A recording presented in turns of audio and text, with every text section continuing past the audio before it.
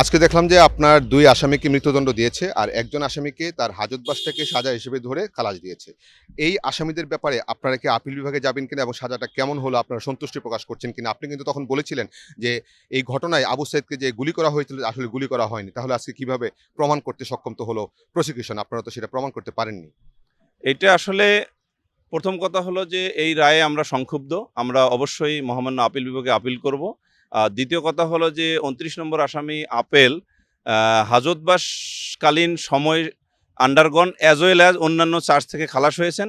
একই সাথে অন্য ২ জন যে আসামি যাদের মৃত্যুদণ্ড দিয়েছেন তাদের কিন্তু ৫টি চার্জে অভিযুক্ত করা হয়েছিল। ৫টি চার্জের মধ্যে ৪টি চার্জ হতে তাদেরকে কিন্তু খালাস দেওয়া হয়েছে। একটি চার্জে তাদেরকে মৃত্যুদণ্ড দেওয়া হয়েছে। এখন পর্যন্ত যেহেতু পুরো বা পূর্ণাঙ্গ রায়ের কপি পাইনি, 200-র বেশি সার্ভিস ও ফিচারে লেনদেনের সব বিকাশ অ্যাপে সম্ভব।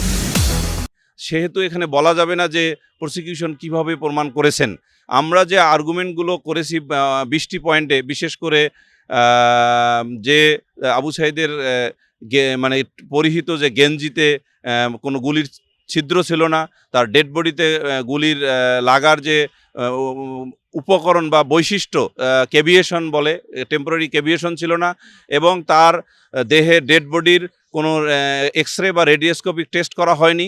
ফলে এটা কিন্তু এক ধরনের সন্দেহ তৈরি করে। এবং আরও একটা বিষয় সন্দেহের, সেটা হলো যে গুলি অর্থাৎ গুলির কার্তুজ 12 বোর শটগানের কার্তুজ লেগে আবু সাঈদকে হত্যা করার যে অভিযোগ আনা হয়েছে, সেটা কিন্তু ডেফিনেটলি বাংলাদেশ সরকার তাদের যে একটা ক্রয় কমিটি আছে, সেই ক্রয় কমিটির মাধ্যমে বিদেশ থেকে কিনেছেন। পার্টিকুলারলি গুগল করলে জানা যায় যে তুরস্ক থেকে আমাদের দেশের অধিকাংশ এই ধরনের অস্ত্র কেনা হয়। যদি এটা তুরস্ক থেকে কেনা হয়, তাহলে তুরস্কের যে কোম্পানি হতে কেনা হয়েছে সেই কোম্পানির কিন্তু একটা টেকনিক্যাল স্পেসিফিকেশন আছে এই 12 বোর শটগান নিয়ে। তাহলে 12 বোর শটগানের এই কার্টিজ দ্বারা মানুষের মারা যেতে পারে কিনা, এই বিষয়ে যে একটা ডকুমেন্ট তলব দিয়েছিলাম আমি যখন মামলা ট্রায়াল করেছি, সেই ডকুমেন্টটা না এক ধরনের সন্দেহ তৈরি করে দেয়। কোন সন্দেহ?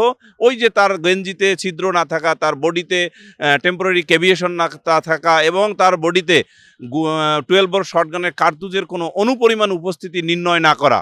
এর ফলে আমার কাছে মনে হয় যে আমাদের আর্গুমেন্টগুলো সঠিক হয়েছে। এখন পূর্ণাঙ্গ রায়ের কপি পাওয়ার পর মহামান্য আপিল বিভাগে এই বিষয়গুলো সহ আরও অন্যান্য বিষয়ে যেভাবে মামলা আপিল করার সময় আসবে, সবগুলো উপস্থাপন করে আপিল করলে ইনশাল্লাহ আমরা খালাস পাবো। আপনার ২ জন আসামি তো সরাসরি এই হত্যাকাণ্ডে মানে গুলি চালিয়েছেন এমনটা কিন্তু এখানে অভিযোগ ছিল এবং সেটা কিন্তু প্রমাণ হলো। সেটা কিন্তু অভিযোগ। এটা কিন্তু এখনও কিভাবে প্রসিকিউশনের ম্যাটেরিয়ালস প্রমাণিত করেছেন ট্রাইব্যুনাল, সেটা কিন্তু এখন বলা যাবে না। কারণ 5টি চার্জের মধ্যে ইতিমধ্যে 4টি চার্জ হচ্ছে, তারা কিন্তু খালাসপ্রাপ্ত হয়েছেন।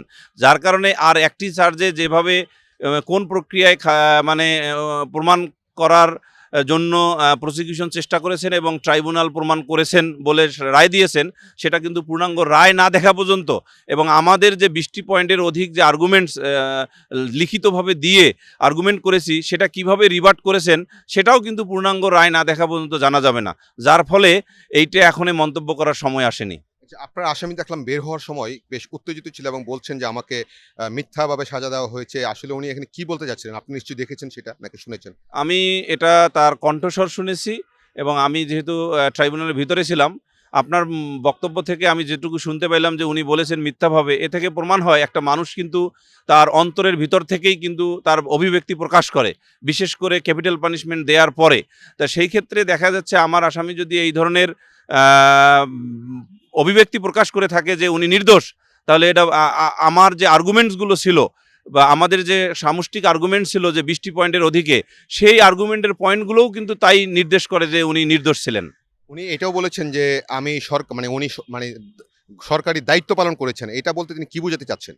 এইটা আসলে সরকারি দায়িত্বের তো ভাগ আছে, যে উনি সরকারি দায়িত্ব, পুলিশ যেখানে, পুলিশকে সরকার বা স্বরাষ্ট্র মন্ত্রণালয়ের অধীনে যেখানে ডেপ্লয় করবে সেখানে তারা যাবে।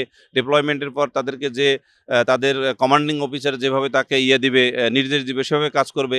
সেটার কিন্তু উনি কতটুকু তার সরকারি দায়িত্বের পরিধি বুঝিয়েছেন সেটা উনি ভালো জানেন, এবং ওনার বক্তব্য যেহেতু আমরা নেয়ার আর সুযোগ নাই, সুতরাং ওই বিষয়ে আর মন্তব্য করা যাবে না।